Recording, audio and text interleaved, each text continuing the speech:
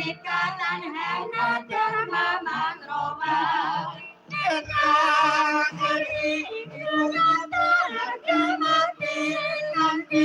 Asa Santi Jiwa Patriot Sejati Rawe Rantas Malang Maya Buto Hulubis Tuntul Baris Pengkhianat pasti habis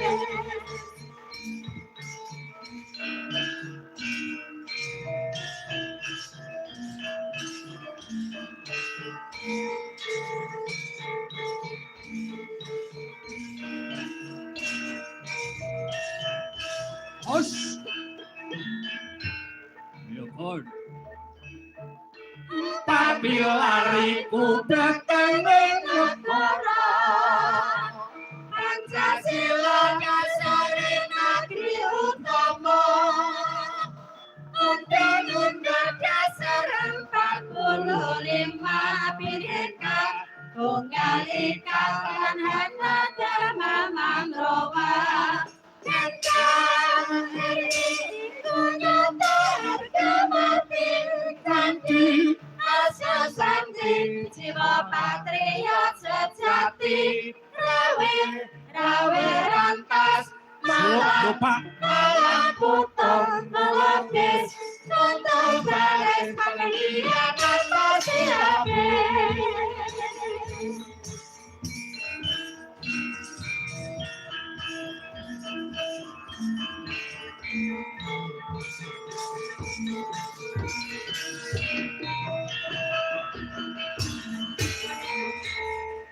Yuk.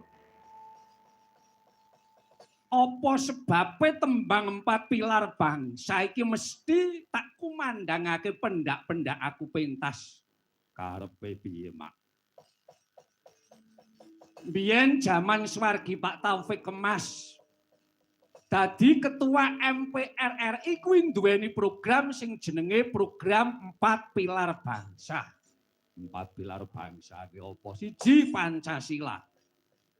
Angka 2 Undang-Undang Dasar 45 sing katelu Bhinneka Tunggal Ika genepe kaping 4 Negara Kesatuan Republik Indonesia.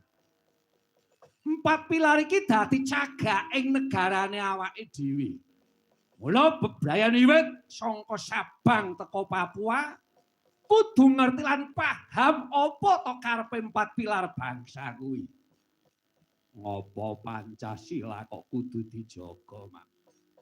Pancasila kuwi lahir tanggal 1 Juni tahun 45. Sing ide Pancasila kuwi saka Swargi Bung Karno. Negara sak jagat iki ora ana nduk komplite kaya Indonesia. Negara sing duweni paham ketuhanan, kemanusiaan, persatuan, kebangsaan, musyawarah terus keadilan kuwi ya mung Indonesia. Mula aja nganti ana dasar negara liya sing tuwuh ana ing bumi Indonesia iki. Wis Pancasila ora perlu didiskusikan meneh. Ora perlu dirembuk meneh. Pancasila wis rampung. Mula awake dhewe tugase njaga Pancasila. Aja nganti ana paham-paham liyane sing bakal ganti adeking Pancasila iki. Ngono, Mak. Sing kaping 2 Undang-Undang Dasar 45. Kuwi dadi babon baku ning pernatan. Peraturan wiwit saka dhuwur nganti peraturan sing ngisor dhewe. Umpamane keputusan kepala desa.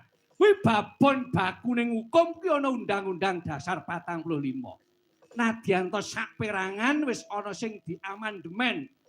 Muga-muga nggone ngrubah iki aja adoh-adoh karo cita-cita proklamasi kemerdekaan 45. Ngono. Mula Undang-Undang Dasar 45 kudu dijaga, Nduk.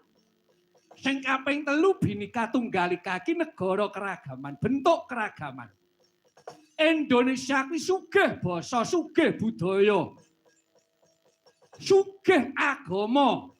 Ana pirang-pirang agama, pirang-pirang budaya, pirang-pirang pulau, pirang-pirang partai politik. Nadyan to beda topine, beda klambine ora dadi ngopo. Waton perbedaan iki bisa dadi sarana nggone njaga kuncur lan wibawane Indonesia.